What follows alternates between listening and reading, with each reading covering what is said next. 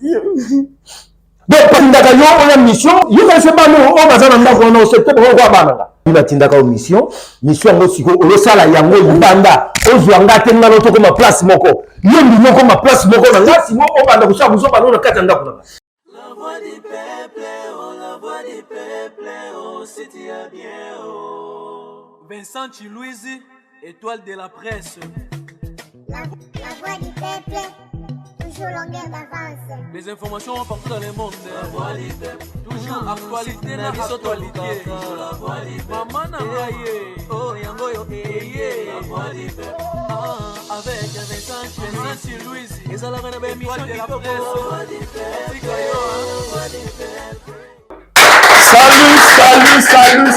Salut, bienvenue, chers amis téléspectateurs, dans votre émission Vérité en face. Chaîne Abisso, la voix du peuple, programme Nabino, programme Nabisso, Oyoto, Messana Rolanda. Merci pour les fidèles de la voix du peuple, merci pour les fidèles de Vérité en face. Bandeko Bazaraso, Monika émission Bandi, Agotika Rolamba, Agotika Nyoso Bandoro Salaka Poatalango, mais Agotika Rolamba Tepo, Papa Naba la Fobaliaka, continuer Rolamba, moi que Vérité en face, c'est ça la moi, surtout qui est surtout Chilibino na YouTube. Ils ont permanent, c'est-à-dire qu'ils ont des pannes horaires na yo, ta au niveau talango. Et pour la bande de Bogota, la mission na Kinshasa, ils ont des cas tous les lundis na 21h, et le dimanche na 13h, et puis le vendredi à partir il y a 8h. Non, c'est la pas ça na téléphone en aïe. Pour la ça bande de Bazo na Kananga. Ça dit bande de Bazo na Kananga, tous na chaîne à Bisso pe couleur ils ont le Kananga. En tout cas, on m'a transmis horaire il y a Vérité en face, c'est-à-dire bandeko on a besoin na niveau Kananga boza susu na boza problème il y a méga ko s'inquiéter susu te bo la couleur télévision pe il y a Kananga kuna donc bogota la biso à partir à Kananga le programme de Vérité en face au Kasai ville de Chikapa, j'ai rectifié le programme de Vérité en face au Kasai ville de Chikapa lundi 21h, mardi 8h de diffusion et puis dimanche à 12h. Donc Kinshasa, vous nous suivez la couleur télévision Tam Tam d'Afrique lundi 21h, vendredi 8h et puis dimanche 13h. Pour la bande de Bogota la biso na Kasai na ville à Chikapa, Bogota la biso lundi na 21h juste, mardi na 8h et puis dimanche na 12h la couleur télévision oyo Oeza pour le canal niveau à Kasai et pour la bandeko Oyo bazota la biso comprenez-nous on a bandeko bazota la biso en direct à YouTube donc c'est tout le jour tant on te postera yango na YouTube donc t'es aussi to chelebino épisode asika okoko tala ngo puis to chelabino playlist et mobimana sinon autres c'est la nayo zo tala ngai sogina nous s'abonner au découvrir Vérité en face isika on a la posta au tala rango tous les jours. Abonnez-vous. Et place ma commune en rouge, s'abonner. Cliquez wana. Pour la ndeko s'abonner déjà. Kene place yo, bache Moussa Piboye. Cliquez en haut. À tous autant dans la télévision, vous pouvez le faire. Car on a la voix du peuple Vérité en face qui sert wana. Mais moi on la Moussa Piboye cliquez car wana pour la baota sur le téléphone, ordinateur, vous avez la facilité en même souris na yo. Place Moussa Piboye, cliquez wana et puis si vous avez un commentaire, toujours le maximum de partage. Partagez-la à 10 ou 20 personnes en contact, à WhatsApp. Ça sera une façon de contribuer à l'évangélisation de la Bisso. Sinon, on se retrouve juste après élément au poteau des maréchaux. Merci.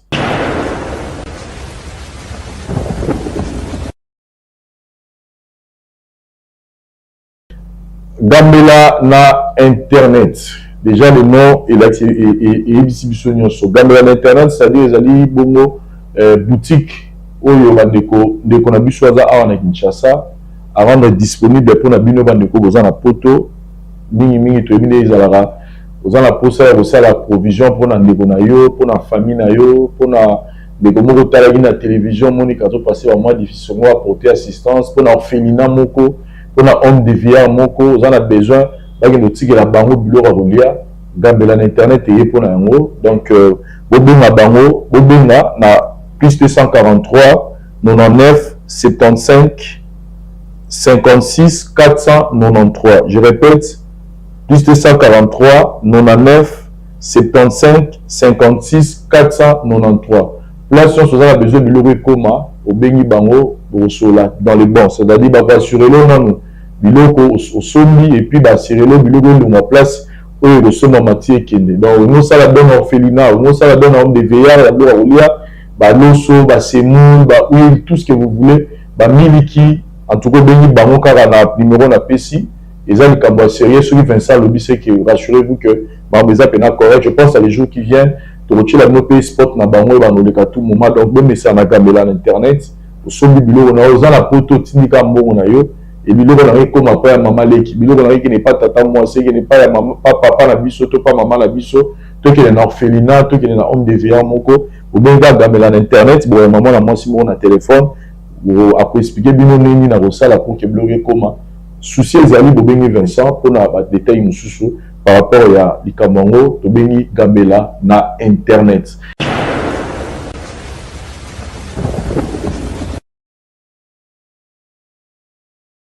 Gambela na internet va élargir Moussala na bango. Maintenant, baza na page, baza d'abord na site officiel na bango. Sur Betika na Google, Gambela na internet.com, au na site Robima avec tous les produits au bazar nango batia à disposition. Ils ont plus de produits alimentaires à Biloraolia. Et puis, au-delà de ça, baza pe na service à location à véhicule. Pour la bandeko, bo utara poto, tant boyer à Kinshasa, à Kobaboye, au zone aéroport, bako rendre barocha voiture moko na disposition pour la différentes courses na yo sala en akin. Baza na voiture de luxe et puis la voiture normale au bazo salé là. Et baza pe na page Facebook na bango donc Robeta Gambela na internet na page Facebook au monde nango et numéro na bango téléphone vous pouvez aussi commander et pour le moment bazo sala ba livraison à domicile na niveau ya commune ya Gombe et puis na commune na Ngalema plus précisément na quartier GB donc ce sont les deux côtés où babanina nous ko sala ba livraison à domicile donc aux anandaku au lingo sala provision na yo au kotikaka na WhatsApp sali commande na blog aux anango besoin bien na site na bango bien na page officielle na bango na Facebook au côté sali commande na blog aux anango besoin ba ko yako tikelo ngo ti na ndako pona bandeko yo baza na niveau libanda aux ana besoin assister orphelinat moko homme de veillard moko to famille moko boye baza na ba difficulté ya baza ba difficulté au longo pesa au kabela bango biloko rolia kotika na page officielle na bango na Facebook to na site na bango to na numéro ya WhatsApp usali commande na yo et si quand on bazali ata na c'est-à-dire ceux qui bazaka na kati ya ville ya Kinshasa bandeko ba kokoma nango ti sur place wana pona koya kotikela bango biloko rolia mais pona ba commande ya kin bazana nkaka na Gombe na Ngalema donc mais pona bandeko bazana poto bazokoma partout et avec le temps ba lobby ba s'étendre ville ya Kinshasa même pona ba commande ya bato bazana ba musu ba koma olembaye akende Zandu akende Gambela embouteillage bamiyibi loyenge aningaza na ndako donc Gambela d'internet répond à yango. Voilà, chers amis téléspectateurs, sinon nous sommes de retour dans l'émission Abisso. Je pense que Bandegonion surtout la dernière problème tout est cause en il y a famille Oyo petit frère qui est là ta grande sœur na maman na matanga ya papa ya moi la classe na bango bagole la papa wana et il a découvert que c'était en fait le vrai père et la grande sœur naïe. Ça bardé ici, bisons tout le monde n'est les kaki. Je pense que Belé, c'est la suite nango, mais je vous rassure que vous aurez la suite au courant à faire en avant tout comme dimanche, tu repères Sabino suite nango par rapport il y a des démarches au fait salama comme Tolobi expérience et Kolisarabiso, ce qu'on a vécu avec couple à Laetitia Anna, Miss Jancy, et ça dit que malgré ma résultat, il y a Oyo, c'est-à-dire réponse il y a dans Abisso moi aussi, ça nous pousse à que Toro s'est fié dans le et puis de l'autre côté, papa Nabisso a insisté que comme déjà moi na liboso et comme il y a tâtonnement, même Ndoro Nabisso qui a insisté que bah ça la test à Aden pour que bah yé bah aye bah ça la rassurer ceux qui pays Oyo qui n'a problème awa as effectivement moi naye pour que azala fixer vraiment un problème donc en attendant tout ça bah test tout ça la mamamutu wana gardez votre patience vous aurez vraiment la suite parce que tout ça déjà en plein démarche nango et pour les lots Nous avons une situation où Tonito réglé awa. Grâce à Dieu, je pense que ma camion sur le Kanamo Malamu. Elle s'appelle Christelle. Vanara awa na Kinshasa. Azali natif ya Kasai aya Kinshasa. Et na libala na ye akutani na moi problème moko. Et problème wana ememiti libala na ye kufa. Libala kufi et elle se décide aujourd'hui à regarder une émission pour que à faire connaître na mobali na ye vraie raison oyo qui poussé et poussa qui a ça la makambo et ça dit que le mobala a décision ya ko sala que libala na kufa. Toyambaye awa pour que toi assister ensemble biso na bino to yebane nini to connaître le Cameroun tina suka. Je dis merci l'équipe na biso ya conseil au bazara toujours permanent wana et na bino pe bozota la biso na musika. Merci pour na ba conseil na bino ba orientation na bino, que ça soit dans ba message WhatsApp, que ça soit na YouTube en tout cas et dans la biso pour que to yeba pene nini ya ko résoudre la situation. Sinon retrouvons-nous juste après élément au poto la to banda carte aux alentours lelo ya madame Christelle. Merci.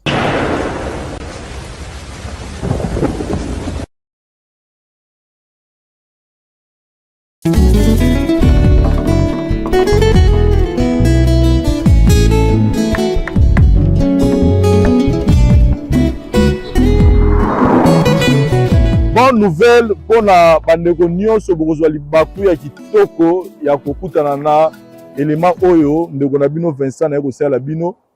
Bonne nouvelle ezani neza masolo ya vie. Awa bozomona nazala makadam oyo yo yango ne memaka biso ti na Maluku centre. Et memaka biso na Maluku centre, c'est-à-dire bifurcation ya boulevard Lumumba. Oyo nzela mso eke mbaka na tiba nzela banundu oyo ne memaka biso ti na Maluku centre. Lisolo ezali espace obo moni ezana simalanga oyo ezali bongo concession bazo kata mapangu 20 sur 20.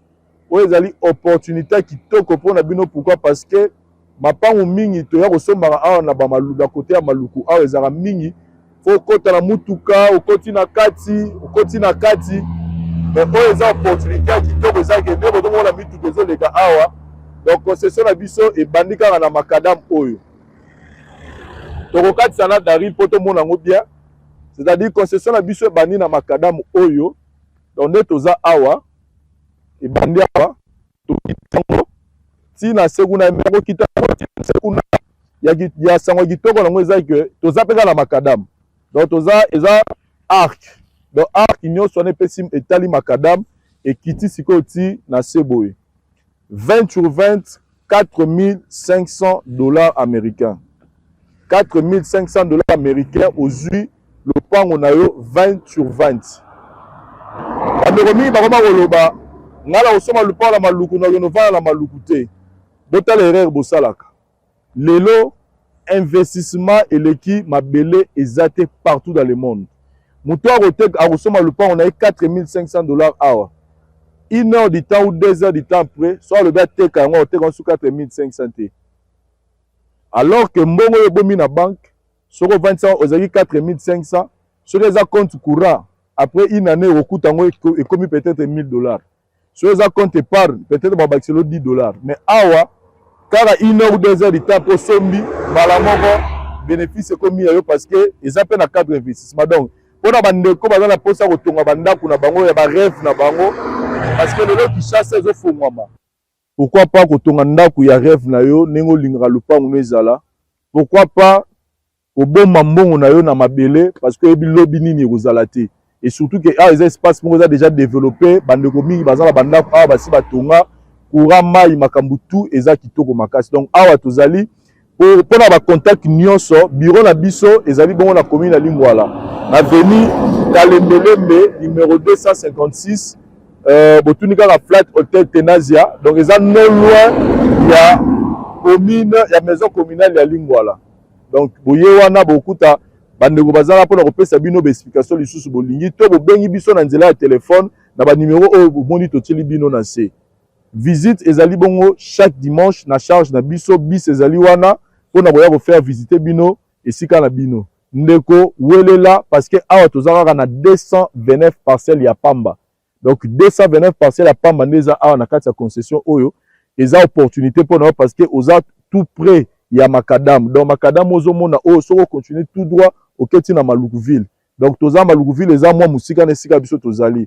Welela ndeko sika ozali na poto partout même na Kinshasa awa yaka kosomba mabele na yo tonga ndako na ya rêve to yako bomba mbongo na yo na nzela mabele po lobi yo kaka ndeko bénéficier. Donc pour plus de contact na lobi benga biso to boya na bureau na biso boko sepela. Merci.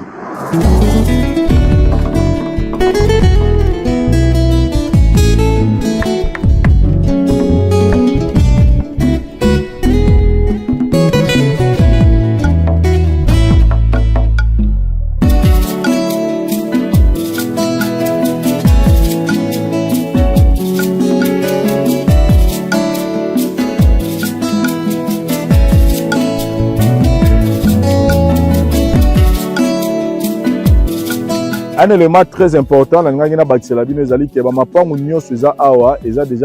parcelle cadastrée.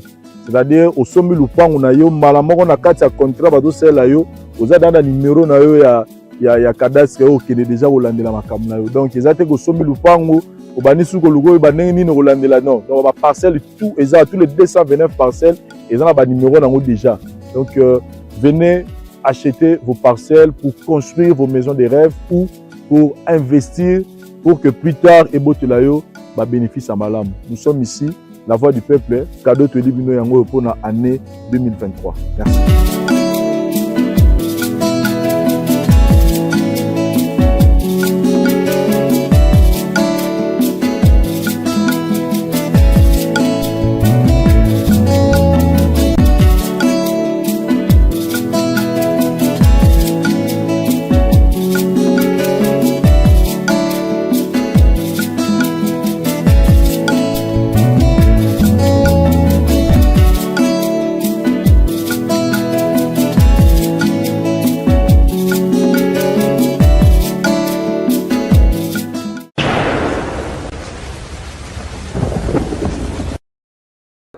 Voilà, nous sommes de retour, chers amis téléspectateurs, avec notre programme Il y a Vérité en face.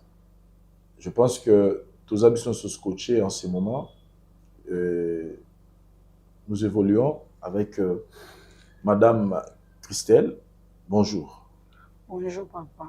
Nayambio na lisanga na biso une fois de plus parce que toyamba que déjà depuis tobandaki le programme ce problème na yo. De l'autre aussi décidé sur pour toi enregistrer en gros pour que tu aies banni to sungayo na problème nous anango.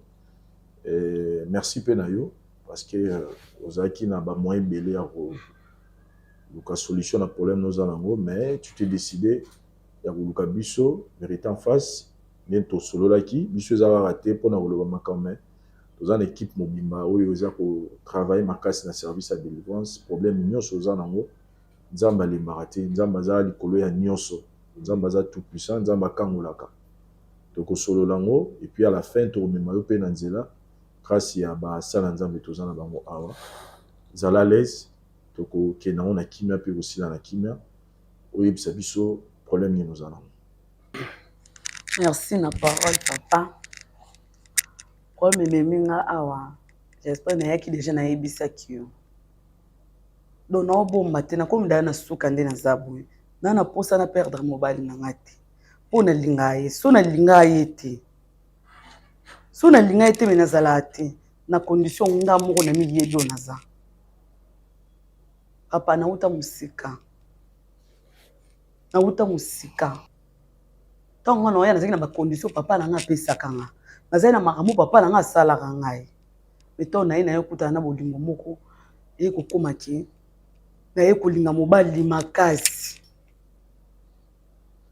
na lingi mobali makasi tito ye kobota mobali azosenga abalanga lokola papa na ngai atindaki nga mpona mission moko boye papa to aba pauvre famille na biso okoka te nga tomoni nga ta mwa litama lelo boye mpona za awa so tokie nga no na village na biso esika nga na tiki famille na nga bandeko na nga nyonso okoka mawa papa la biso amona ki pasi tellement leki ayebisinga yo moyo fanda awa ezate oza mwana liboso kende Kinshasa mais tant que okende Kinshasa natindi yo obala te papa na ngai natindi yo obala te kende kuna linga mibali ya mbongo kutana na ba député ba généraux kutana na bato minene merci papa sono kutana na bango na ndenge ni zana ba cérémonie oyo na kolo ba vérité za onga na bomba kana kata mutema na ngata mutu moko ayebi yango te kaka yonde na zo ebisa po olukela nga solution problème o papa na ngai a travailler ki ngai a travailler ngai a katanga banzoloko a tanga ba moya moto a tokisanga na ba mai moko ya mwindu doki ba bilo papa na nga sala nga nyoso ba nga teza ba chance o nga sa est-ce que na ko telema moye mutu aboyanga ezati ndeta ngoyo sala mabonga bisinga kiende tonga na ye na Kinshasa na pasi na ye ki penza na pasi ya makasi tonga na ye na kotambola la makambo papa nga sala kinga na kokuta na bu na kokuta nga dana ba na ko sala ba makambo ngo disha na ko sala ngo ka ndene na expliquer que déjà ndene na loba ngo papa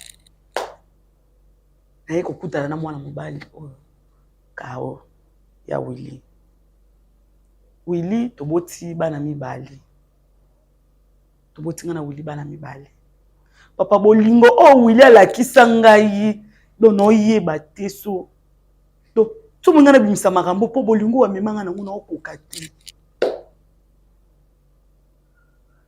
na ye komona te oui bato si ba bite soko lingi na bolingo solo comprendre que bolingo solo penziza ya lokuta peza menga na mona penza ke ya ula memanga na bolingo moko dono okoka kosala mabete mais eza na moment moko eza na esprit moko sala nini eyakanga papa ngai na linga nzoto makasi nde na zabwe na linga nzoto makasi so na bimi na mobali te na okoka te journée moko funa bimata na 2 personnes 3 personnes pour na zala bien et bandio nenge papa sala au cérémonie to depuis kaloza bo te après cérémonie papa salinga nde mamone o musalanga na cérémonie papa donc soki nga na bimi na mobali te na okoka te donc na ko bima na ya moni kaka kito bimi nga na esili mena soki ya déplacer na fona sala kaka ko sepelisa ngai mais ton aussi ce moni ya mona zo ngani mfana no ngapi na kokanga ngana kokanga sentiment te na kokanga sentiment donc songa na yoki kaka posa ya mobali funa luka mobali na sani na bima ya moni na kindaka na bima na oyo na bima na mobali oyo na bima na mobali o to na kokati donc nazaki na problème moko téléphone na nga o nga na ye ko pesa o awa téléphone na nga ebebaki donc to na sala ba photo ba vidéo na nga mingi sipuma na nga na ko ya na ba bimina ba mobali pe to passer ne ba makambo to sala to ko sala so na sisi na nga mobali bika na garder na nga mbe so na zonga ndwe na ndako na tseni na longolo na ebaki te soki téléphone na nga ezaka su na musu na papa comprendre nga isikanga na wuti nga ba téléphone bana kokona kota awa na sala bonga na yebi na ngai te donc eza na place nso babenga soki Corbert et soki nini esika makambo mosusu nga na longolo yango donc eki kuna eki esali nini efandi kuna telefone ebebi nabengileki ya mobali na ngai papa nebisesemiki na ngai yaka kende bongisela ngai telefone loko na ebiki makambo mabe eza te na longola na ngango apesi telefone aye kobongisela ngai esika ki kobongisela kaka ye moko akomi soki esprit nini ekotaki ye soki eloko nini oyeba te aye kokota soki na eloko wana so babenga Corbert so Corbert aye kodécouvrir bavideo oyo nasalaka bafoto do bamakambo nyonso nasala na kasaka na longolaka donc efandaka nango wana efandaka wana ye mpe aye nango tala ndeko ya moto aza ndeko ya moto aye nango pa yaya na ye apesi yaya ne ntango apesi yaya na ye nga nde naza boye nde nga naza boye awili alobi na nga libala esili nakipa nani te na bondeli nasengi pardon na façon nyonso pardon nasengi papa ya wili aboyi na motema momalingi kosentir ngai ata moke te naye koyoka o vérité en face ezalaka sikoyo to nalingaki yo je te comprends tu nous parles avec toutes les émotions mais nga nalingi nazonga mwa moke nsima olobi oza na problème moko ya olingaka nzoto mingi oui quand on dit nzoto mingi je pense que tokokota na baprofondeur te mais mikolo bazotala biso tocomprendre eloko nini olobi et olobi il faut osalaka ngo mingi kolinga ngo mingi nde pousse ebimisa yo libanda bizwaka mibali libanda osalaka makambo wana papa doza makasi na terme ya français toloba ozosala infidélité na kati ya libala yango wana kao yango wana oui. et sikoyo yo moko olobi ke papa ti abengi atindaki wana Kinshasa atindaki yo mpo oya kolinga mibali ya mbongo tout ça bani mpo bimisa famille na pauvreté oui. sikoyo papa ti asalaki yo papa aza nani aza nganga papa aza nani papa na biso aza nganga te ya bato oyo badataka babiloko ya nini aza bato batretaka bato na bakisi ya babokoko atravaille atravaille na kati ya ndako aza de propre aza na ye bien moto akoyeba te me bato ya moko ya kati nde bakosala nini baza lokwa atradi atretaka bato na bakisi ya bokoko oui sikoyo po atino na Kinshasa nda obi akataki yo banzoloko asukuli yo bamai lokwa apesi yo chance ye moko apamboli yo mpo okende osala olimbisanga parce que oyo eza tozosolola pour que toyeba ndenge osuna yo papa ngai nde nakoloba kolimbisa ngai osengela nga pardon yango na lobiti donc c'est à dire si tocomprendre bien papa ofait atindaki yo na Kinshasa mpo kosala eskisenga terme na koemploye osintina kosalaki ndumba na Kinshasa c'est au fait ça te eza mpenza kindumba mpenza talobaki nalinga mibali nde ya mbongo mpona songa famille na ngai sikoyo aza na mbongo te ya wuli aza ne na mbongo mais moi ya adebriyaka mbongo mpenza comme te nde papa miso alingaka te mais quand même atiako à l'aise azosuma mbongo azopesa yo ezokoka kosisa mpasi ya famille te so na comprendre mbongo azopesa nga eyekoka te mais na bolingo nazalaka na ye nango mais sikoyo bokomi ndako moni abala yo abalanga te atiaki oka azemi atianga zemi ye kota kobala aza na problème te papa abondelanga na façon tosala nini abalanga papa na biso aboyaki libala nakobala boye te fo naluka na famille na ngai ebonga tokóma bien nde famille ngai nasala nini nabala nakobala boye te na explika bango ya wuli atuni ngai aza ndenge nini aza ngai na yendeki koexplike adebriyaka bi te ye te mais déjà nazalaki na zemi nazalaki da na papa aboya libala wana bipa ayebi ke papa aboya libala te ayebi te yuli oyebisaki nini nakosa yeka papa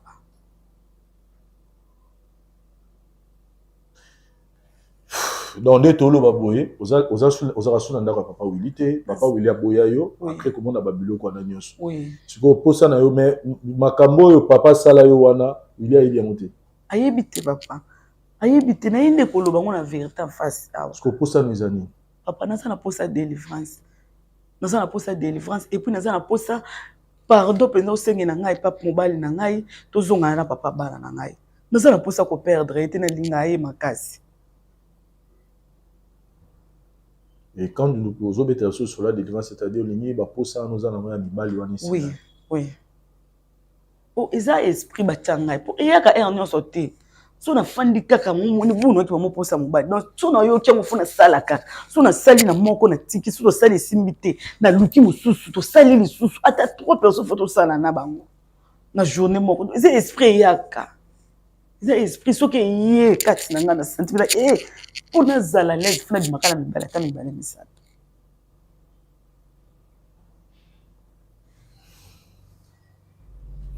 Voilà, chers amis téléspectateurs, je pense que dans cette émission, nous recevons des différents cas. Oui, c'est un bisopé, sagesse et belé pour n'avoir pas retraité.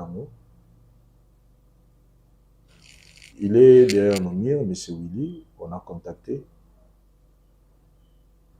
C'est que dans cette émission, nous aidons les gens, pas seulement à avouer la vérité, mais nous amenons les gens vers la délivrance. Situation maman, et aussi ma délivrance. Et nous voulons de l'autre côté, sauver ses mariages. On se retrouve juste après les Mao Toko de Monsieur. Merci.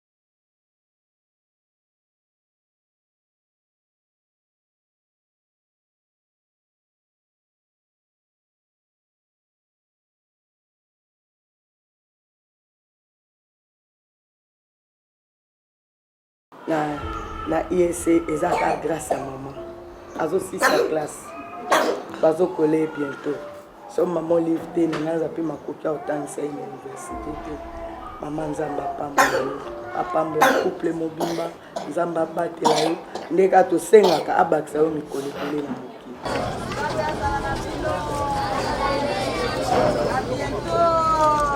pour simplicité aza na simplicité makasi aza na simplicité makasi ntango nyonso oza na besoin omona mama omona ye oza na problème makasi aozwa yo atio avandi atio motu na yo alalisi donc aotala te ke aza mama mokonzi atala yango te me atala kaka ke oyo aza lokola mwana na nga il faut na ede donc simplicité kaka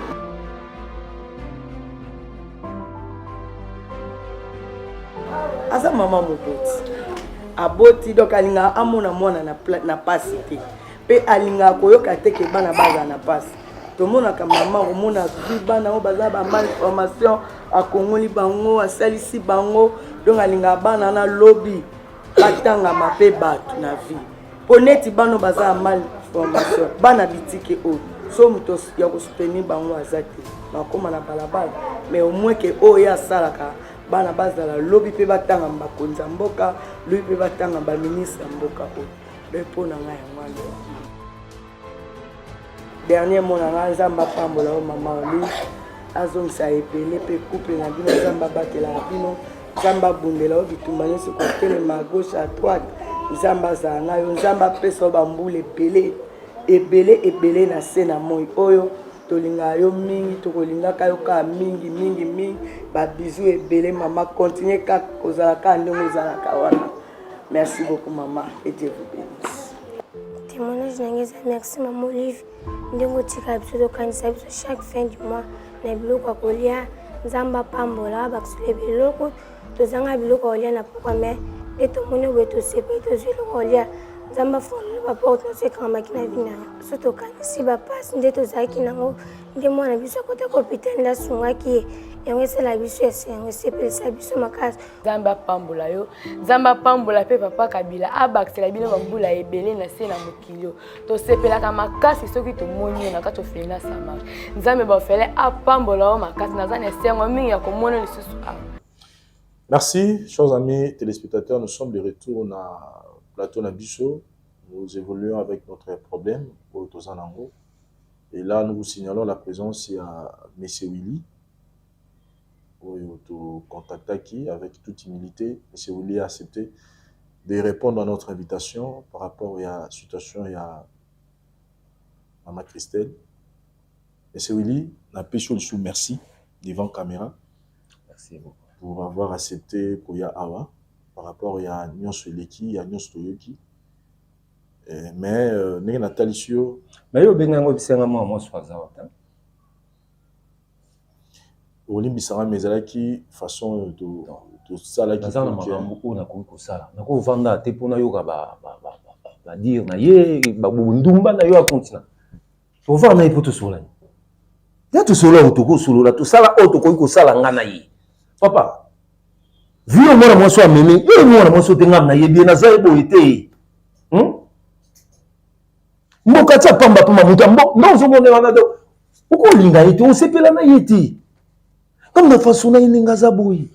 Christelle ko futa ngo ya futinga lelo te. Christelle ko futa ngo futanga te. Qu'est-ce qui s'est passé Kassi? Ya édition. Il y a une version mais parce que yo ne mutu za victime, yo ne mutu basali passe. Soki na l'action biloko eza na téléphone oyo. Oko vana mo ma saboiti. Wona ndo so mona ngabo na zaka boiti. So na l'action ba photo na ngai bo mwana bebo jeunesse na ngai. Na monene. Mais so na koma bo na epte so na maladie. Bien quoi? Christelle abimina bato ya ko bima na banguti. Ba vidéo ngala za ngwa. Na ina fa sa ngote. Et puis, il y a bien que ceux qui ont sont quand même la vidéo. Où ils ont passé pour nga petit frère nga propre. Oh mon mutakale moi sur nga nazala kanaï. Parce que ça moi ça bongo. Ça mon leki nga zwana ndaku dire ti mazo monani. Atala ti bilamba nga zawa. Abimana banga nakolo bana banganga. Oba tout sur na ngona ko supporter ti. Ba be, ba sango no parlo pas. Tonton musu soit na baba soit na hôtel ba vi asala ba vidéo musu sorti de la batu bazo coucher bo o ya za kuno ya za bo ba coucher directement papa est-ce que to solo na moi ça boyini a continuer vini nga pena continuer vini nga passion nga za nango elo na garda ki na ipsa ki petit frère nga aipsa bande ko ngati etika le logo mo lo cacher nga na raison nga na boye famille na nge yebi kutuma ba vidéo ti na pesi ba raison nga mususu abukuta quand même si on a lobi makambo ya sala mutu oyo kuta kokoka kova na ba côté ya kia 5 bolimbis ba koka ko yoka ite na ebite mususu soki ya ebiso makambo mususu na ebite asa moi so na kanaka na ko boya ina vina ngate iloko nga ndo telemele kaka mingi alinga nzoto mingi ngana ebi omwe ngaza na ebi kalinga nzoto ngana kenda ka ba matanga mususu ba fete musu ya lukuta pona kimai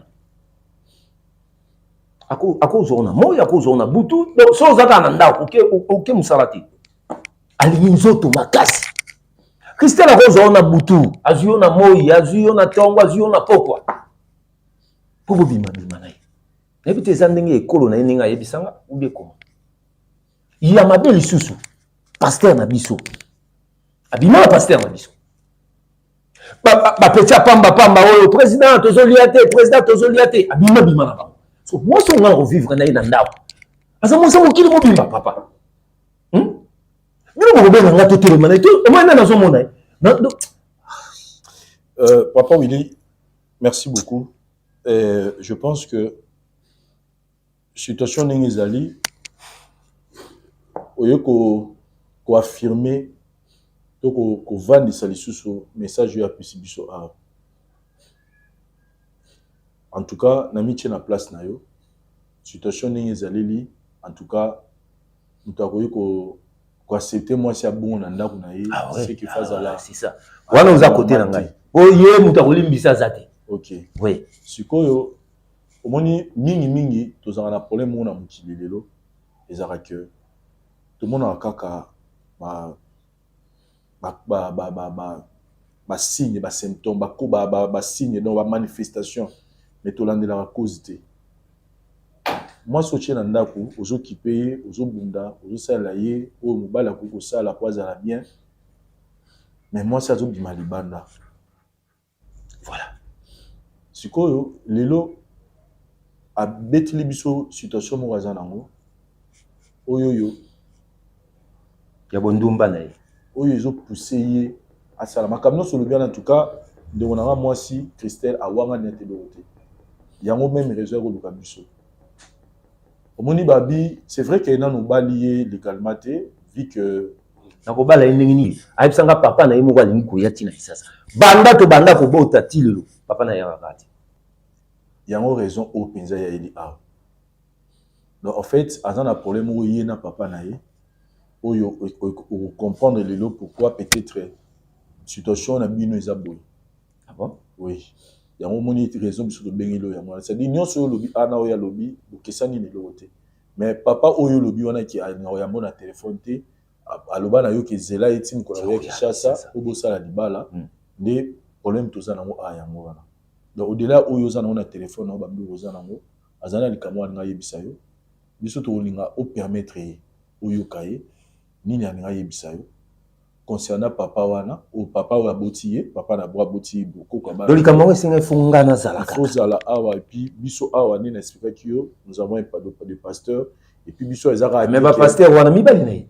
Te. Mibali na ye. Ba pasteur wana. Mais pasteur moko va finir ici bango. Non, c'est pas tout le. Mais ça sous la confiance à pasteur. Oui, mais autangi pe awa basango. Autangi pe baba abe mais to lobate ke batu nyonso bazabongo. C'est-à-dire mutazana ba défaut na yemeto osani c'était baza basala nzambe. Nga oyoka ba pasteur parce que biso tozana musala to sala na ye. Musala to sala na ye za koluka kosunga ye pour ka quitter vie au lobio ya kolinga nzoto mingi ya kosangisa nzoto na n'importe qui. Ne biso musala tozana ngo yango ya délivrance mais to lingaki oyoka nanu likamoni na ngai bisa yo a. Lo penza to mingi lo a makasi ya mwana. Donc inako na osenga na yo vraiment avec toute humilité to bengi sur awa pas pour tout l'examen ngonga et to bengi sur awa pour que to luka nini to koyi ko sisa to sunga de na biso moi si mais to ba ki ava to sunga il faut expliquer yo en fait situation place pour les amis. Allo ba Christelle papa Zali awa papa Willy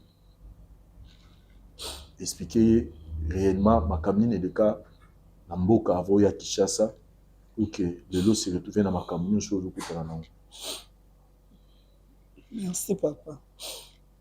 Yaouli. Nabina salo ma bébé les pardon. Yaouli so ozo place na motema no limbisa ngai. Yaouli nyoso na sala rezanga te yaouli. Yaouli zanga te. Yaouli papa langa mutasala nga ona zalo yaouli. Sala ko. Yaouli tonga na banda koya na mboka. Papa binanga ke nazo souffrir. Famille tout ba souffrir, ba leki ba souffrir yaouli. Teke nga mwana liboso papa lobi na ya Kinshasa na ya koluka na bongisa famille na tangisa pe ba leki baza na sima.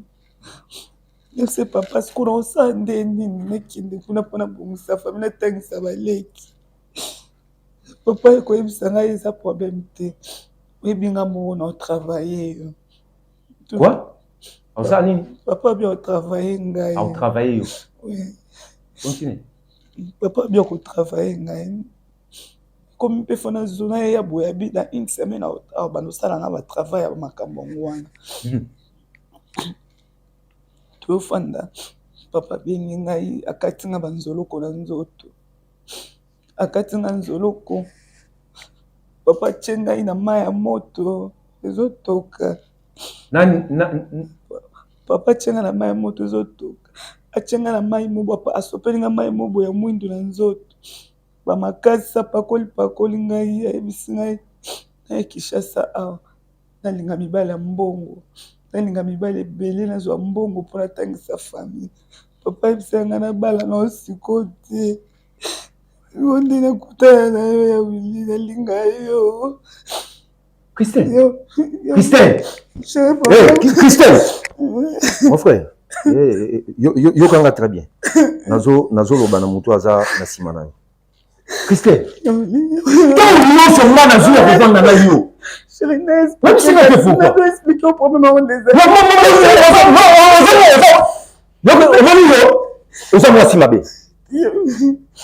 donc papa m'a tindaka yo oya mission oya kindumba ko bateka tindaka yo ya soki atindaka oya kindumba mais siko yo ka se bano o bazana ndako na septembre ko abananga na bo ndimo na zanango yo papa na bo za bandoki bazabana no ya olili mbizanga pardon ya olili linga yo kila ngapa pardon ya olili na so wana yiti mais c'est moi c'est wana yiti comment ça va même le télégramme on va ça la même pas ça la même yo ko kate on na on za bongo ko ba so salini même Christelle yo kana très bien papa na bina tindaka o mission yango siko o sala yango ibanda ozwanga te ngalo to ko ma place moko yo ndimo ko ma place moko na ngasi mo o banda ko shabu so bana na kata ndako na ya ulisolo osalaka mpona linga yo solo linga yo te mais tokomitisa nzefe na bota te ah bon linga yo yo faut continuer vivre papa ya oli pardon yo faut continuer vivre yo papa na tindaki parce que osala yo tata na yo ndoki nyama yo ba ko mangala vina nga yo ba ko mangala vina nga na omoni le aba ngalo ke su musalati na ko beto soki nzela te na ko beto na porte na bango ko mo leta pa ya makambo bango ba ko sisa ngote to suka ngo na leta mais comment vous faites ça ni na moi sita na to sita pourquoi moi je fais la foot wana mumene wana moni kila na timu ma photo kamera na olinga yete mais non ni na solo homme permanent elle est quelque part victime il y a égoïsme ya papa na elle. Mais pourquoi le papa na continuer à papa na pas continuer na papa na ba c'est-à-dire que ba posa ya Christelle ba posa ya zoyoka eza ba posa za normalité aza posséder na minimum mabe moni ba cérémonie ba sala wana ba côté d'esprit ya mabe azalaki mwana mukete azalaki déjà mukolo azalaki yango moni ya dekola moni pasi et ça va nous makamunga ko ni mosala eza ba so za muyibi te mais on a pas ça yibi nalobaka mwasi oyo nakozwa ye vi na nga mobimba ntina kokota mabele biso tobengisaki yo kita na yokana biso to se retrouver juste après merci.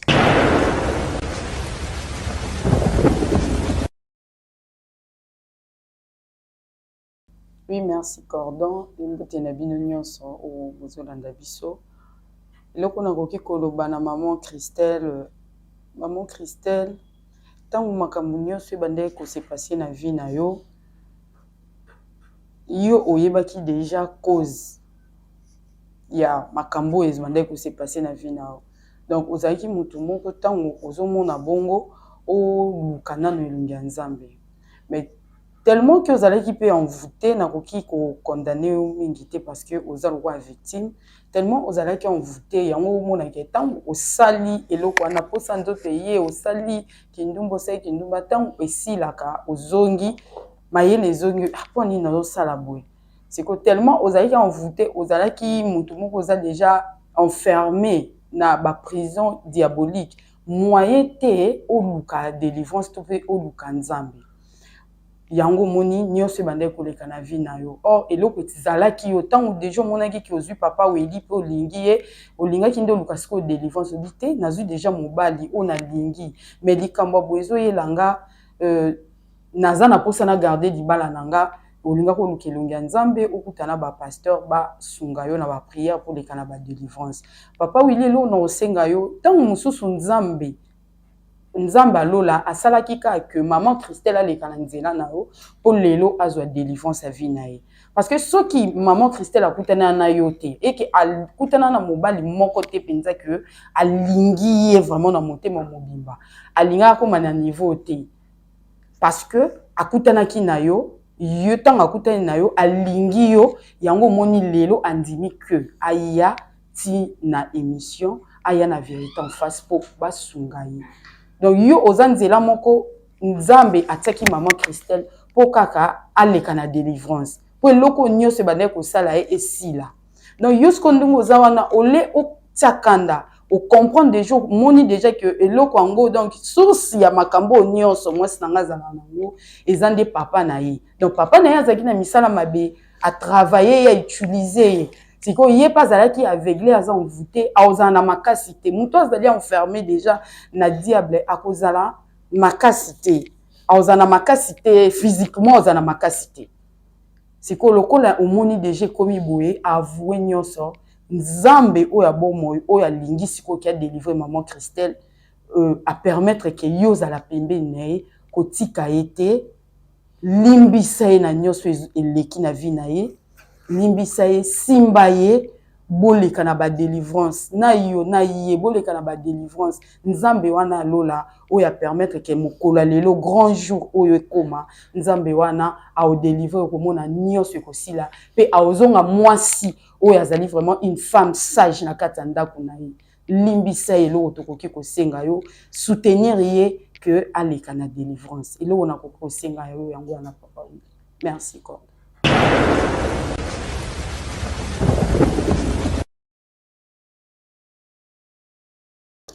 Merci Cordon pour la parole. En tout cas, na pas moli Nzambe. Parce que les arata o Nzambe permettra que le kambo o e bon mama e bima. Ngai na o condamné maman Christelle te. Ababande ko sale biloko ala bande ko e baté.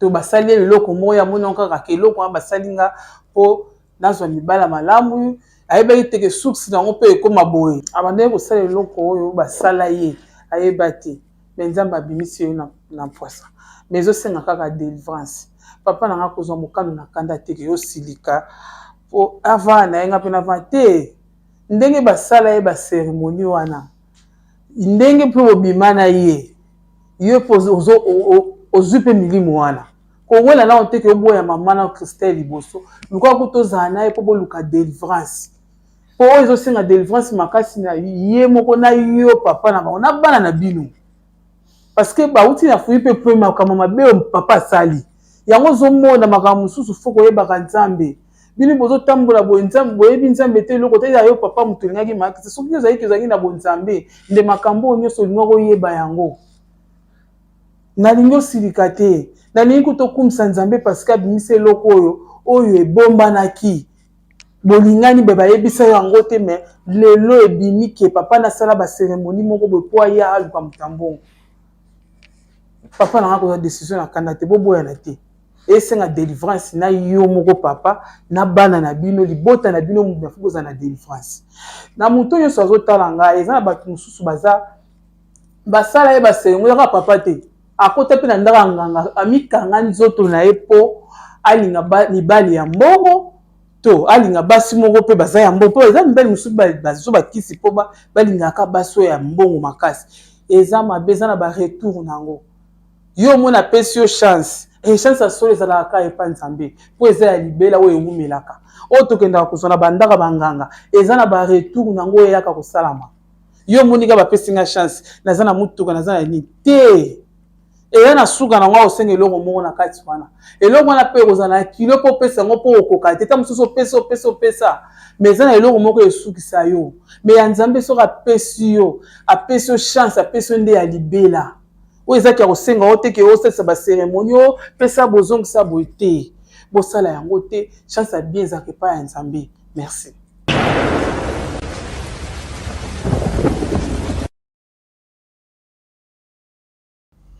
Merci beaucoup, Cordon, pour la parole. Nanina Elisa, papa na biso boye. Matthieu chapitre 4, le verset 8. Kuna wapi o Bible ezoloba. Le diable transportant Jésus. Yé le quoi mokili, mokolo mokili. Mais diable a mimi. Le diable a mimi qui si kamoton a mimi na ngombo ezaki elikolo. Ezaki pas présenté ba bien à mokili. Atalisa ye richesse à mokili. Mais le col aye mokeli atakwa mimama ki na suka albaki non ngana koko fuka mina biloko mokilité parce que tout pouvoir m'a été déjà donné nangina ebisa yoboye na vie to na kati ya lisolo na bino ya parcours ya lisolo o mama zo betela biso awa namoni plus échange ya bonne conscience na conscience amabe. Cela veut dire papa na ye na force ya koluka ko gagner amemaki mama na biso po alongole conscience ya malamu et akotsa na ye molimo parce que diable tango akota na kati ya vie ya mutu akomo guider mutu par rapport ya ba déclaration to pe par rapport ya mission o azosala. Cela veut dire mama na biso tona yoki ndenge azoloba na comprendre que aza téléguidé na eloko mo eza kati na ye eza penza nanu ye moko boye te mpona zonga nsima te. Cela veut dire baokomande ye faut sala boye faut sala boye faut sala boye. Raison pour laquelle Alexis vine nyonso na kati ya boloko o papa na ya kotisa ye tango yo lobi ke na kangi ye na mibali. Laisse-moi te dire limbisa nga eko choquer mais o supporter nga o partager na ye eloko moko ezala kati na ye koloba te ke eza makambo ya mwasi na okaka eza makambo oyo ezoliye na yo na ye parce que bokaboli yango bible lobi mwasi aza na sa démon tango bimi na ye yebaki bokaboli ne 50-50. Cela veut dire makambo papa salaka tango asala yango na yo boboti ne pe bana mibale bo partager même esprit. Ça veut dire so yana pour sa délivrance yo pose pour sa délivrance so yo bina olimbisa te donc yo ndimino ye akeno luka délivrance na ye yo tika na kata boloko otika na boloko ko boya ko pardonner otika na boloko milimo eza partager uti na nzela na ye na imi tout ni ba question ebele nde nazolanda histoire ngo maman azalaki na 5 ans ou 6 ans je ne sais même pas mais déjà na conscience à mutu boye lorsque bazo memo isika moko ezaki ba salo échange c'est clair ba salo échange ya ko bakso biloko na ebité bo basi kisinga bande Congo c'est comme si banganga ba se transformer na kombo ya ba tradi praticien je sais même pas lo ba comment traiter mais bazandi banganga parce qu'il y a une grande différence entre munganga na mutu aza mutu akisi. Parce que tant que comme le cas de Nzolo, à part les babiloko, qui est une personne, après c'est mon lim, pour attirer bateau. Et cet esprit-là, a dit qu'on domine na kata vie na ye, démoni lelo et juinayo. Ça veut dire il y a d'autres choses qui se passent dans ta vie, même yo moko pe consciemment et bien monté. Je profite de cette occasion pour dire bande ko na biso mibali to bande ko na biso pe ya basi. Il y a d'autres personnes, matambola déjà na eloko na kati na bango. Au moins a obiti masolo ba sala nzana ba sangwa bateau. Cela veut dire mususu azadana molimo wana kati na ye. Une fois ye asemi yo kuei. Vino mo mekomi détruire, ko mo raposa basi. L'aime so auparavant vous allez na moté. Mais mobali moko obimaka na ye, tanka kenda na ye, tanka ye bokaboni ya keni yo tika lo trelo ko mopindumba. Ko mo raposa mibali trop. Ko raposa mibali trop, eza ko betela mo tolo teke na yo ka raposa mibali trop. Eza parce que diable azana posa nango. Et laisse-moi te dire papa, diable alinga jamais makambetali ko sangana dibala. Le diable combat les mariages. Et le diable combat toujours à tout bakangani boy. Raison pour laquelle la Bible dit moko atentera parce qu'au tabula tout autour. Il cherche qui va dévorer. Tant une fois koutane eloko directement en français, ça veut dire au vivre. Aina molimo na ye na oya kutina kin. Na mo pepo e fandara déjà. Na oya e mané luka pe e combattre yo. Ba ba sangani yonde osibira. Ce n'est plus le temps ya rosilika. Exactement qu'on soit conscient sur les basiques qui toi na kata procédure ngai na mwasi na bana parce que na mon na comprendre déjà que même il bala les qui combattre déjà kuta na papa lui qui na linga ngali bala te na li tina ko mamususu ma papa zo ka mwana sale la ye en force de ya ko luka ko gagner mingi tana pesa komisi mwana na ye et mwasi na yo aika na option moko de te dire la vérité et ya ko luka délivrance na bino. Fongola mutema na yo pesa esika boluka délivrance ensemble et nzambo tozo bonde na house nazo ko assurer maman na biso na nzela na yo ko yebiso ke nzamba na nguya koleka ba nguya nyonso ba pesa ina mboka eza na nguya moko te le kikombo nzambe et kombo wana nde maman na biso ekoluka et à travers maloba na pe sincérité na ye nguya nzambe esika pe bokangolama. Merci beaucoup.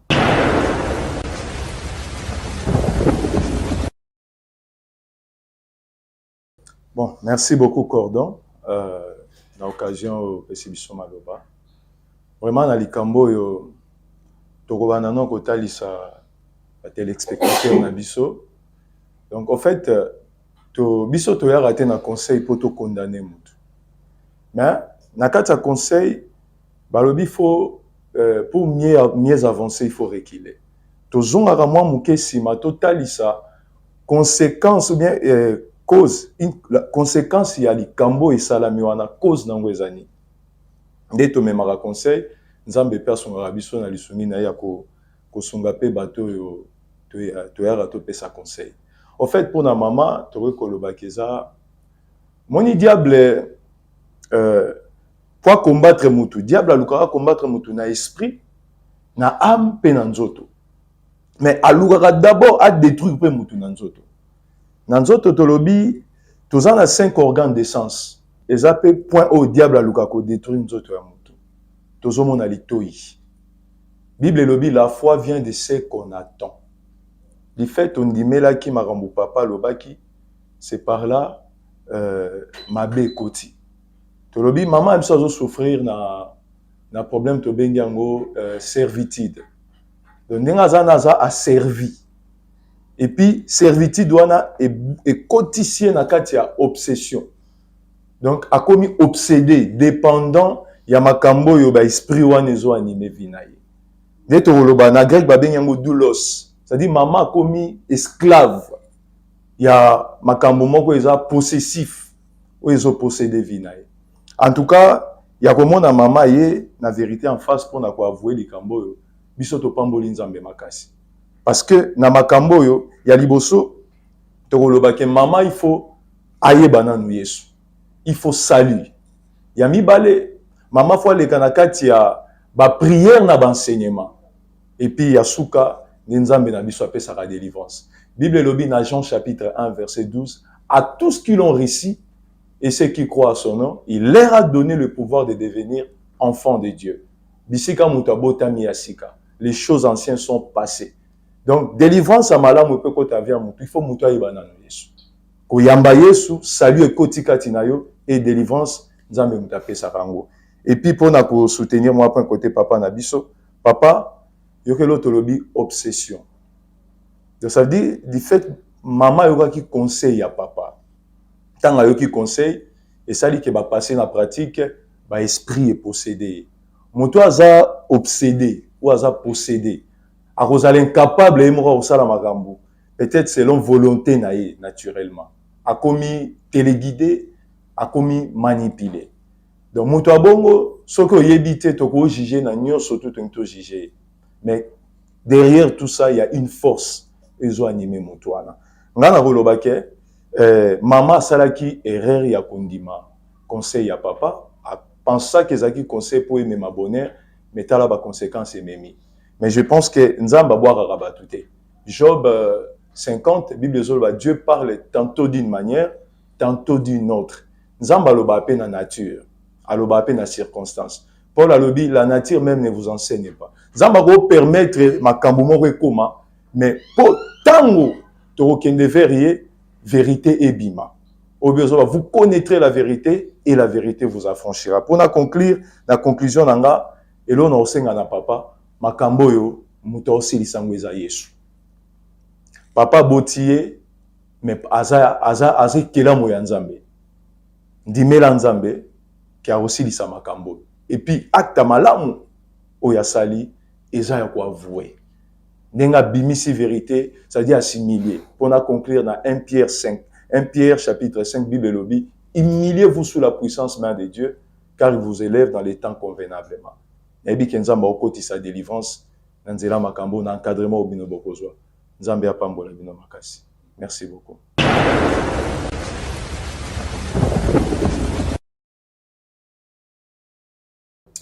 Voilà, merci beaucoup, chers amis téléspectateurs. Vous avez branché en ce moment pour suivre votre programme Vérité en face. Merci à l'équipe Nabusha Conseil, nos pasteurs et puis nos deux sœurs.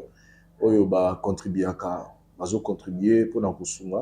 Et au-delà de ça, comme je l'ai dit dans l'émission sur Mikolo, nous avons cette grâce. Nous avons quatre émissions. Donc, au-delà, il y a un problème pour nous confesser. Nous avons maintenant, nous continuons avec ce service, il y a la délivrance, et à travers les hommes de Dieu que nous avons. Contactez-nous, appelez-nous. Vous avez un problème, vous avez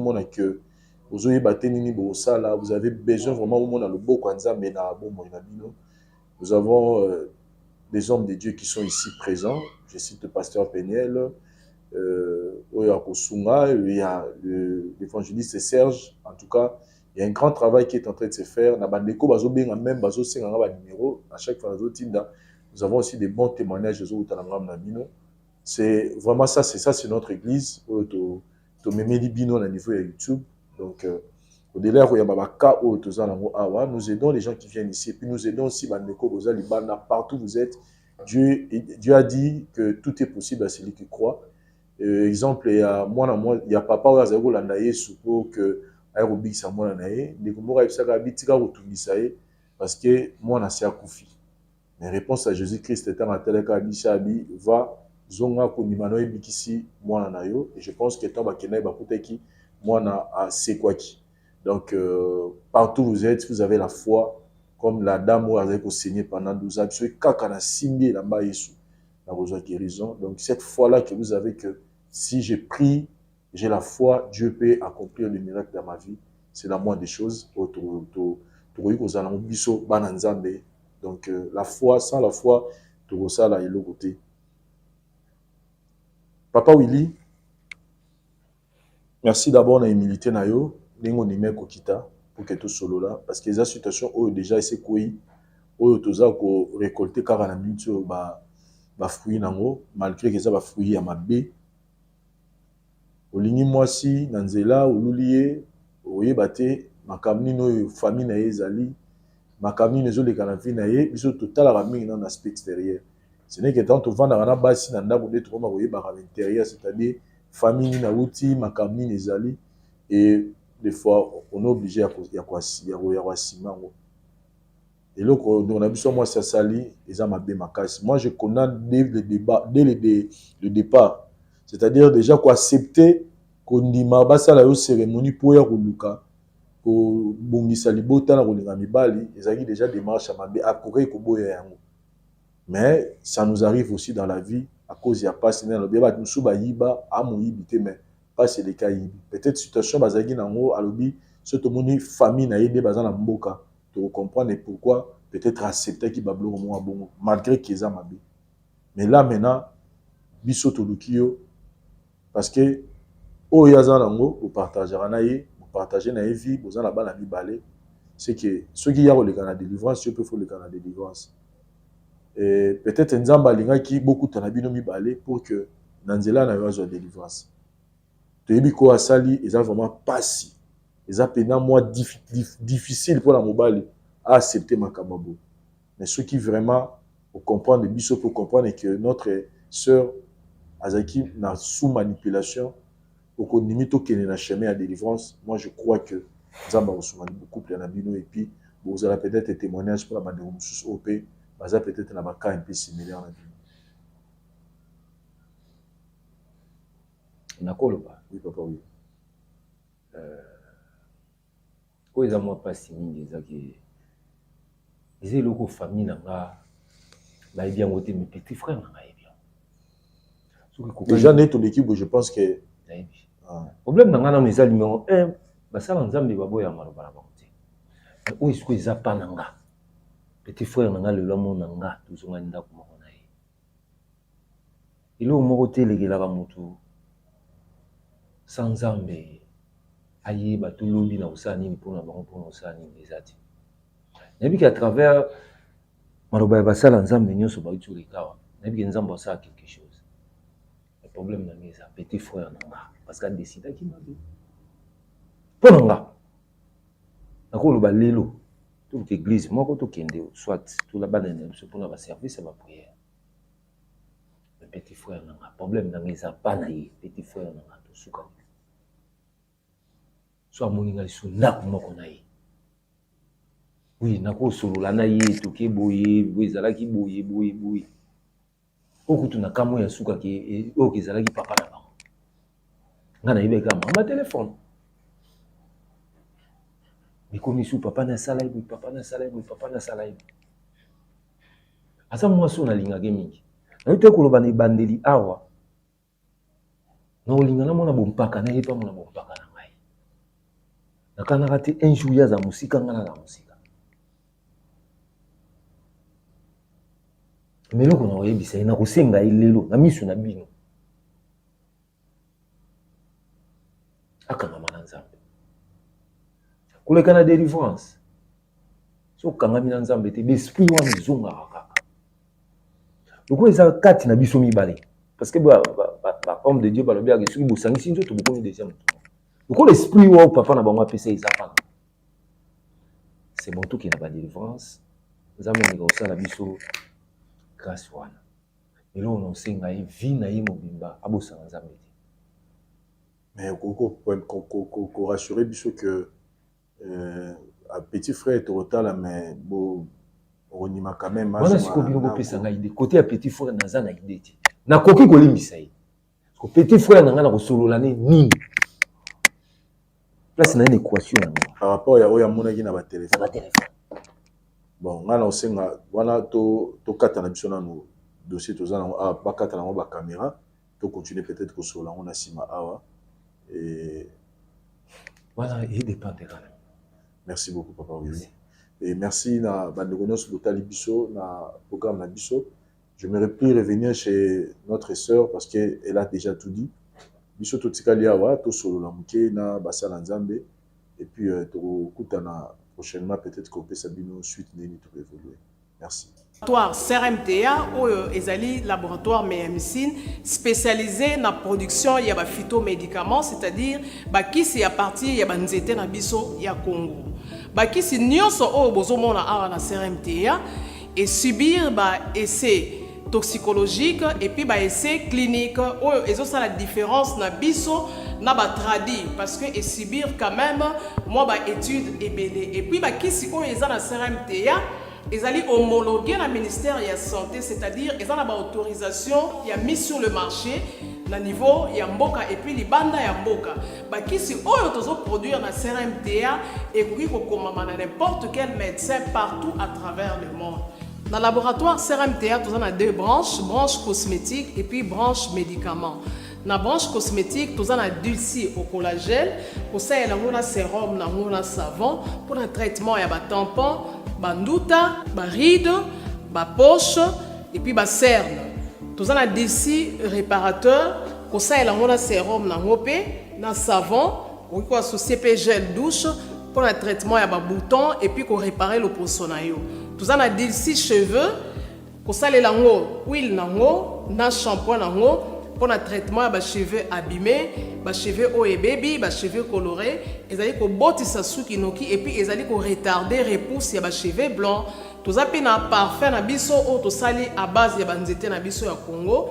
Spécificité na ngo ils allaient ko kitisa yo stress na kati ya nzoto. Na branche médicaments tous allés na méamycine, sirop comprimé, ou ils allaient kis na biso ya ba mib, ba levure, ils a anti-poison, ils allaient ko traiter ba problème nyonso. Vous allez dans le diazostimule où ils allaient traiter différentes formes d'impuissance sexuelle, tout en éjaculation précoce, dysfonctionnement érectile, manque de libido, azospermie. Vous allez dans le zingenalis, suppo, na comprimé, où ils allaient traiter différentes formes d'hémorroïdes internes et externes. Ils allaient régulariser le cycle. Il y a maman. Vous allez dans le sensifos où ils allaient il y a malaria, présenté sous forme de sirop comprimé. Vous allez dans le méamycine crème où ils allaient traiter différentes formes de maladies où il y a ploposo, mycose où il y a makolo ya bana mibali, maladie empêchement palata et pas ya bana, na maladie msou ya loposo. Vous allez dans diazolex où ils allaient traiter différentes douleurs rhumatismales, douleurs ya mokongo, paiement, allergie au pollen. Ils allaient pommade tomuli kombo ya papa na biso tondele diazolo. Tozali na méamycine crème ndenge na tamaki, tozali na allium où ezali kisi na biso ya tension, ezali ko traiter hypertension. Tozali na borex où ezali ko bombisa système ya papa, ezali ko komisa yango mulai pe monene. Tozali na menga kisi na biso ya makila où ezali ko zongisa makila na bato oyo baza na problème ya anémie, quel que soit son type ya anémie. Et puis tozali na tisane docteur Maxon où ils allaient tisane na biso ils allaient ko traiter ba myome, ba fibrome, ba kyste ovarien et puis basi oyo bazana problème ya kubota tozali pe na diabéine oyo ezali kisi na biso ya diabète et puis tozali na antipoison na biso oyo ezali koneutraliser poison na kati ya makila.